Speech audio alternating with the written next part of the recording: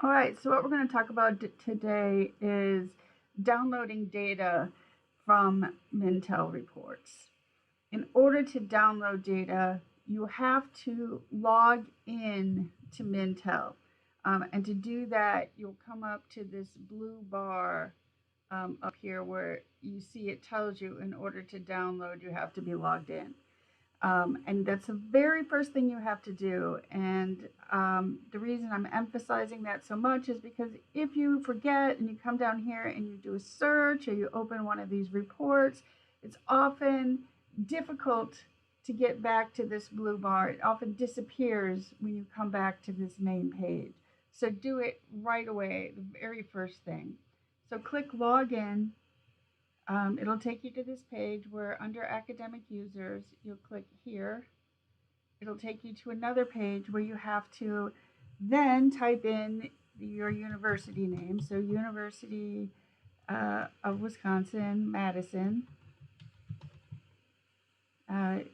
So it's just dash and then Madison, no spaces.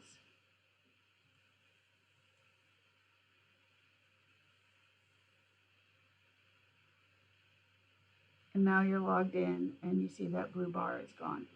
So I'm going to do a search on pain relief. I can spell it. And right here I have over-the-counter pain management in the U.S. from 2025. I really like that. It's current. It's exactly what I'm looking for. So I open it up. And here it is, over-the-counter pain management.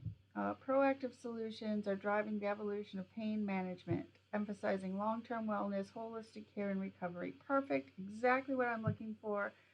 So I would love to just download the whole thing now.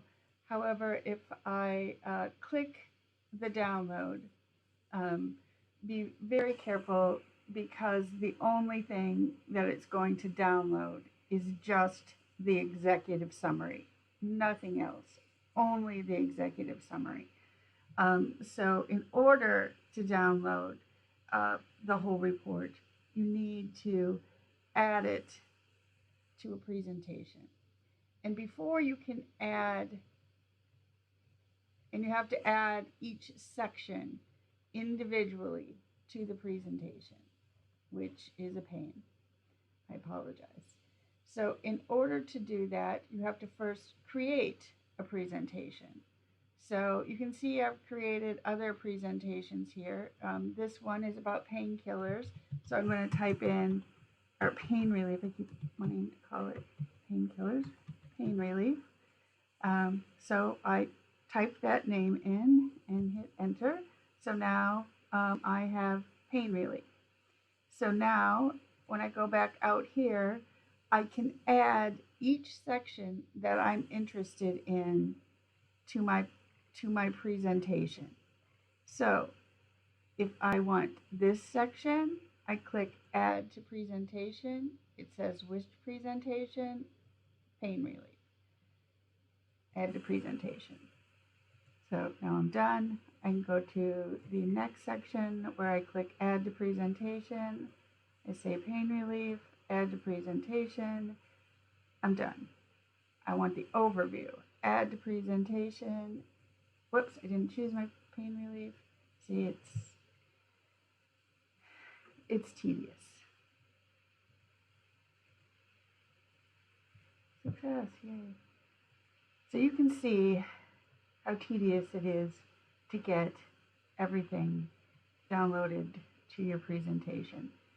So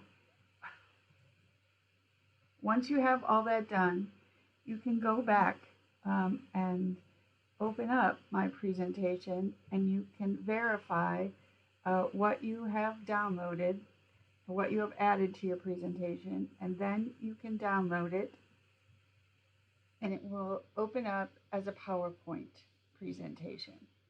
So you've downloaded everything to a PowerPoint, which may or may not work for you. So if you don't want to download to a PowerPoint, or if that is too tedious for you, Then the other thing that I recommend is copying and paste. You see here it downloaded as my PowerPoint. Is simply copying and pasting what you want into another document. Um, the charts and graphs, let me scroll down and see if I can find a chart or a graph, um, often have the option to be downloaded as CSV, which will simply put them into Excel. So though it won't be nice and pretty like this, so if you want them to be nice and pretty like this, again, I would use a program like Snippet to cut and paste if you want it to look exactly like that. Otherwise, they're linking to where they got it from. If you want to go out and get it from the source, you can go out and do that as well. They do that for most of those.